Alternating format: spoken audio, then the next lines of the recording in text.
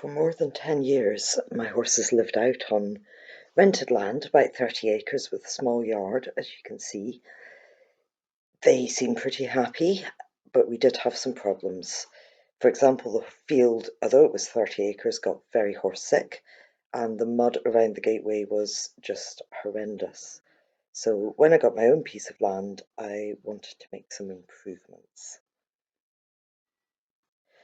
Once I got my bit of land, Jane and Stuart Myers came over to advise me on how I could set things up a bit better. I basically wanted less mud, happy horses, and good land management to be good to the land as well as looking after the horse as well.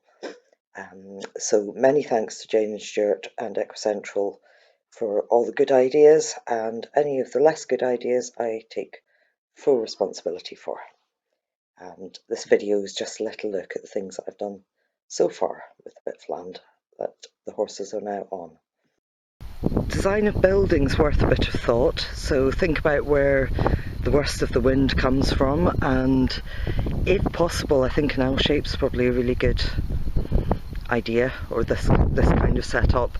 So if you do get, as we had, storms coming in from an unusual direction last winter, there was at least still one shelter that they could go into and it didn't get 6 feet deep in snow.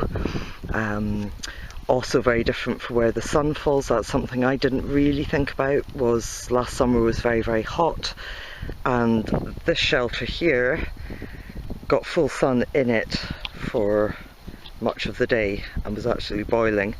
This shelter had very nice shade and a wee bit of a through draft so they could get some cool. So it just again gives them more options if you have buildings in different directions. So a design like this can be very flexible, and this shelter I keep open most of the time. This shelter I've stolen 1/3 of it from the horses to use as storage, and I have these partitions here. We have 2 for each shelter, and we've got 3 of these wooden gates for each shelter. Excuse my terrible filming. So that we could, if we wanted to, make 6 stables, or we could make, you know, 1 bigger stable, 1 smaller one for a shelter. So an awful lot of flexibility in the kind of housing you've got, and you've got a solution if you need to box rest at any time. Surfacing. I don't think I realised how much enrichment it would provide to have lots of different surfaces until I did this. So my choosing lots of surfaces was maybe just good luck in a way to start with, because I was getting bits and pieces on offer cheap, picking them up where I could, and ended up with a lot of variety. So one kind of mats in the stables, very thick supportive stable mats. Horse coming in to demonstrate benefits of scratching post. Normal grass mats in the middle of the yard. A sand pit over here, which the horses absolutely love and are using loads. The big pile of hardcore over here is going to be used to top up the yard a little bit. I'm just getting invaded by horses here. And I'm also going to make it into a little hill in the yard, because Elvis particularly loves standing on a hill. So I'd like to experiment with that and see if they enjoy that.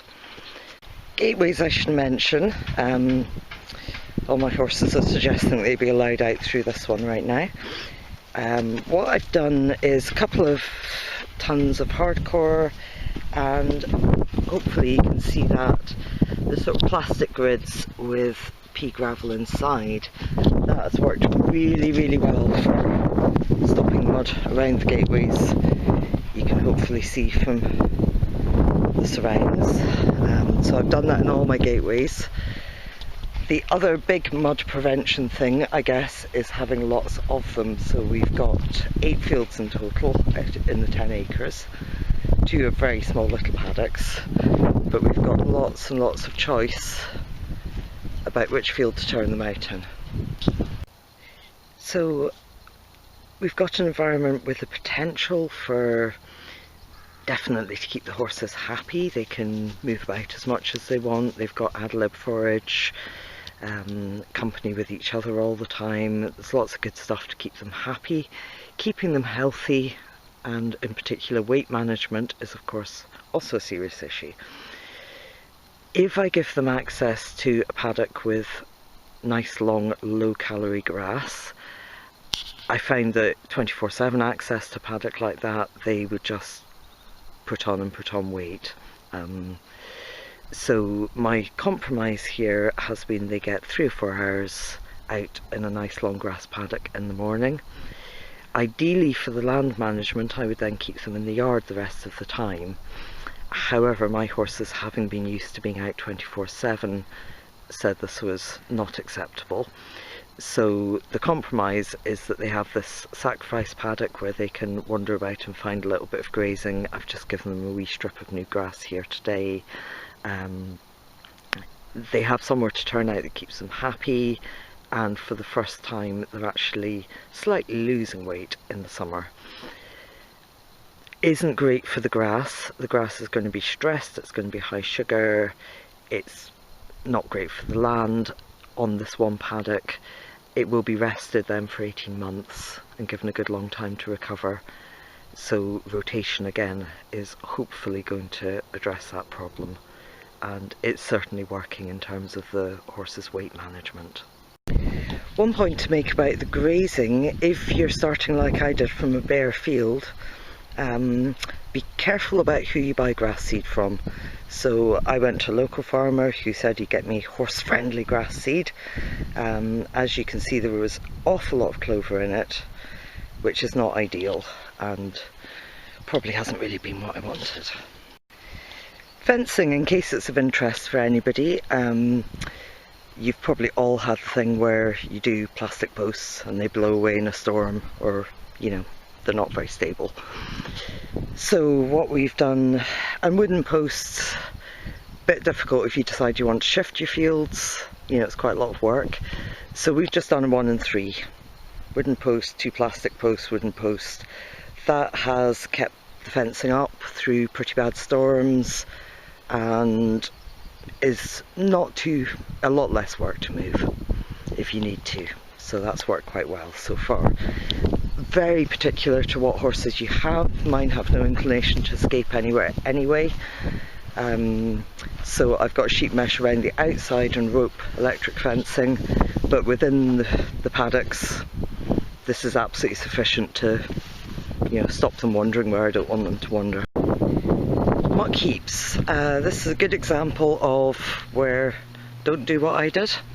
There's some good and some bad in here. So as you can see, the very cheap solution of fencing panels that I used hasn't worked incredibly well. They've sort of collapsed in a little bit. However, they're still holding it, and it is incredibly useful having these 4 bays. This is over 2 years worth of manure from 4 horses. We've just emptied out the first bay, which is really nicely rotted down, and spread it on the fields. So it just gives your manure time to rot down, and then you can plough it back into the land.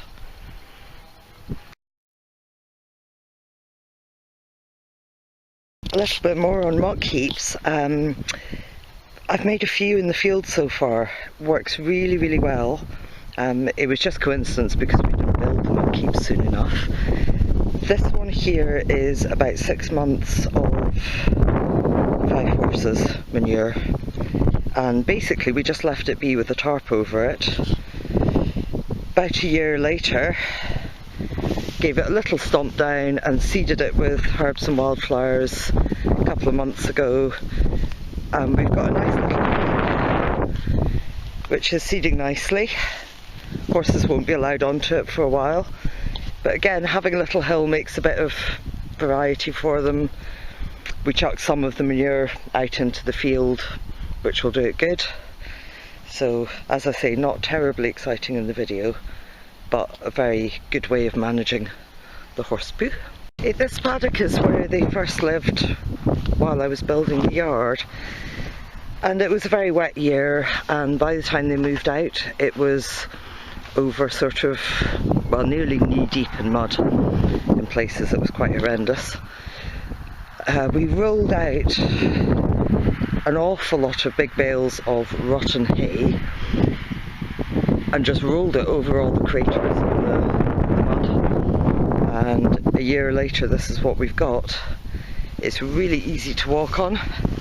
It's levelled it all out, and as you can see, the grass has fairly sprung up.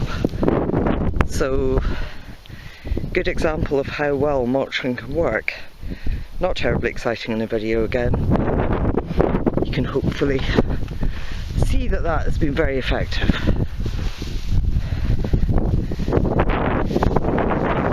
Car parking area.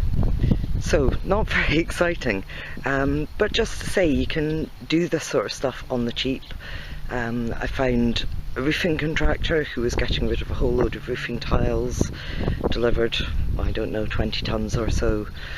I then had a bit of work with a sledgehammer, tiny bit of hardcore on the top, and we've got a lovely big bit of car parking space for virtually no money at all, well under £100. Hedging I planted a year ago, and it was just little whips, cheapest possible economy hedging, and as you can hopefully see, it is doing pretty well. So eventually we can get rid of the electric fencing and we'll have hopefully a nice horse-friendly hedge around the edge of the yard. The line of plant pots in the middle of the yard looks a bit odd. It's basically so I can separate the yard if I want to. So each plant pot has a traffic cone inside it, which is buried in hardcore so it doesn't move about, with an electric fence post in it. Then it's really easy to move the plant pots about and create separate spaces as you want, portable fencing. We don't have a water supply here, so a couple of very large water tanks taking the rainwater out of the guttering. That gives us 3,600 litres altogether, which in Scotland is generally sufficient and we won't run out.